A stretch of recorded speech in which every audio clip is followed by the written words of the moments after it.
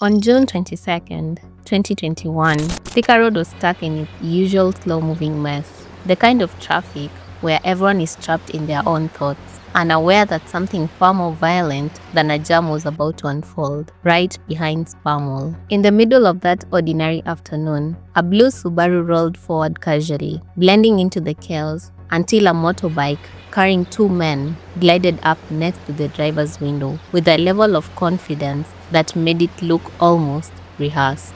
And before anyone could process what was happening, the silence of traffic was ripped open as the two men unleashed 24 bullets fired with precision, speed, and zero hesitation. A burst of violence so sudden that most people didn't even look up until it was already over. The Subaru didn't move, the motorbike didn't linger, and the man in the driver's seat didn't stand a chance. This wasn't a robbery gone wrong or a confrontation that escalated. This was a deliberate execution carried out in broad daylight in the middle of Nairobi with the kind of confidence you only see when killers know exactly what they're doing and exactly who they are targeting. And the target was Daniel Gacumo, a man whose name had lived in Nairobi's criminal circles for years. A man police labeled as the city's most wanted robber, and a man whose violent end suggested he had crossed someone powerful enough to make him disappear without a second thought. Because hits like this don't just happen, they are planned, they are funded, they are greenlit by people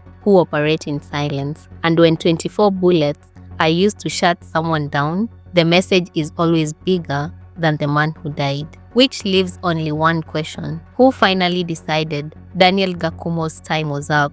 And what did he do to deserve an ending this brutal? Before we continue, a quick update. Our case here at Nairobi Insight is still ongoing, and I want to give a massive thank you to everyone who has stood with us through this storm. For the new viewers, a few months ago, we were hit with a frivolous defamation lawsuit by a very powerful figure. As small creators, we strongly believe this lawsuit was designed to silence us, especially after our video was taken down. Despite everything in it being clearly framed as allegations, the matter is still in court, and we are fighting it one day at a time. If you are able to support us in tackling this lawsuit, you can use the till number on our screen. Your help truly means the world to us.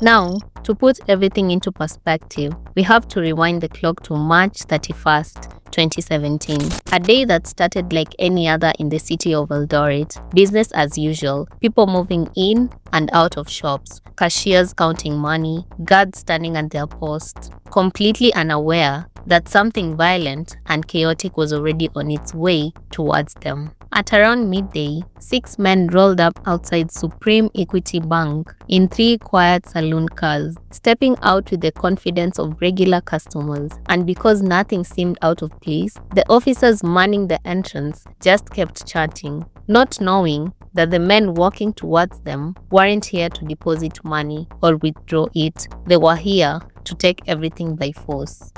And the moment they stretched out their hands as if to greet the cops, the entire situation flipped. The men suddenly overpowered the officers, snatched their guns, and stormed into the bank with the kind of aggression that instantly turned the room into chaos. Inside, terrified customers and cashiers were ordered to switch off their phones and surrender them, a command that was supposed to secure the robbery, but ironically became the robbers' greatest mistakes. because in that confusion, one overpowered officer managed to slide his phone back on and send a distress signal straight to the station. Within minutes, more officers were already rushing towards the scene, and the sound of police sirens echoing down the streets threw the robbers into full panic mode. Sensing they were running out of time, they grabbed two AK-47s, burst out of the bank, jumped into vehicles, and sped off, triggering a high-speed chase that tore through Eldoret and ended deep inside Cheptiret Trading Center, where two of the cars were cornered and the robbers inside were arrested, leaving only one car to disappear into the distance. When the captured suspects were interrogated, the officers were shocked into silence because the men didn't just confess, they named the mastermind behind the entire operation, Daniel Gacumo, a man who wasn't supposed to be anywhere near a heist because at that very moment, he already had an active arrest warrant hanging over his head. To make matters worse, his wife had already been arrested just a month earlier for stealing a Toyota Harrier after allegedly pulling off the kind of stunt you'd expect in a low-budget action movie. Brandishing a gun, impersonating a police officer, stopping a man named Cyrus Kogi on Riara Road as he was heading home, roughing him up with her accomplices, and disappearing with his car like it was the most natural thing in the world. And in her mind, she probably believed she had outsmarted the entire system when she swapped the registration plates and drove around like nothing had happened. But that confidence was short-lived because the flying squad wasn't playing games. They traced the car to Wayakiwe, cornered her, arrested her, and dragged her to court, where 500,000 Kenyan shillings bail bought her temporary freedom, only for the cops to now realize that months later,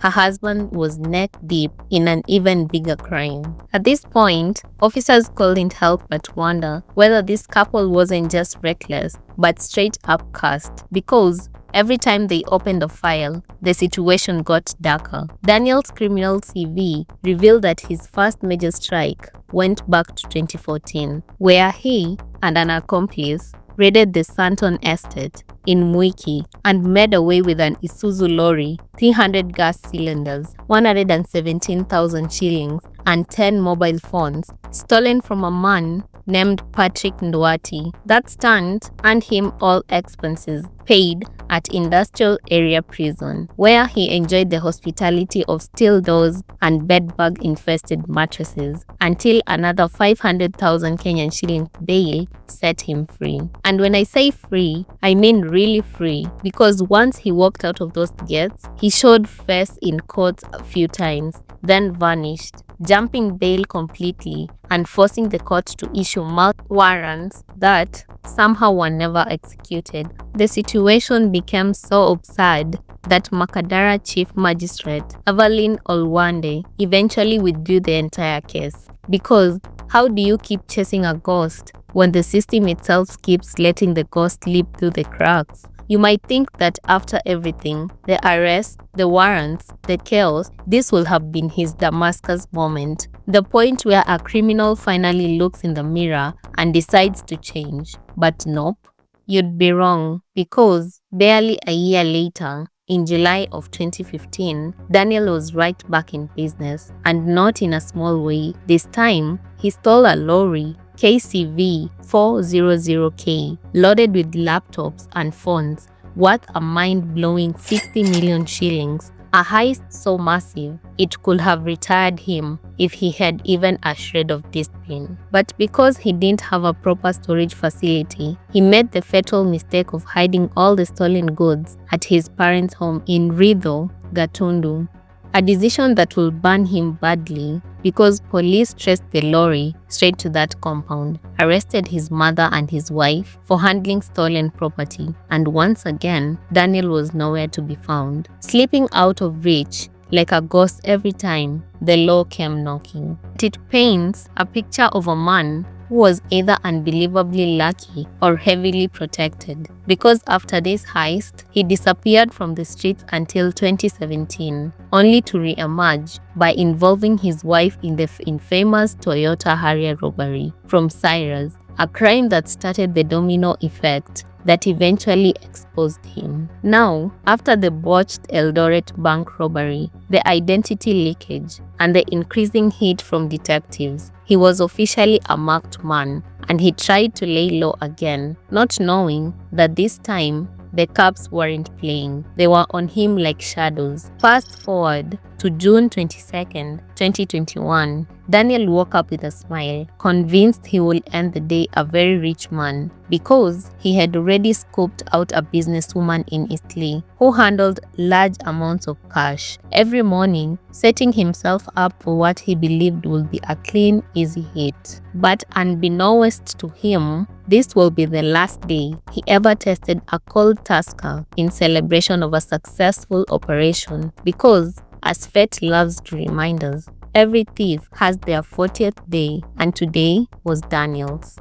Together with his gang, they ambushed the woman and shot her in the arm. When she resisted, then sped out of Italy as fast as lightning, thinking they had secured the bag, but they had done the unthinkable. They had robbed the wrong person in the territory of Italy's most feared cop, Ahmed Rashid.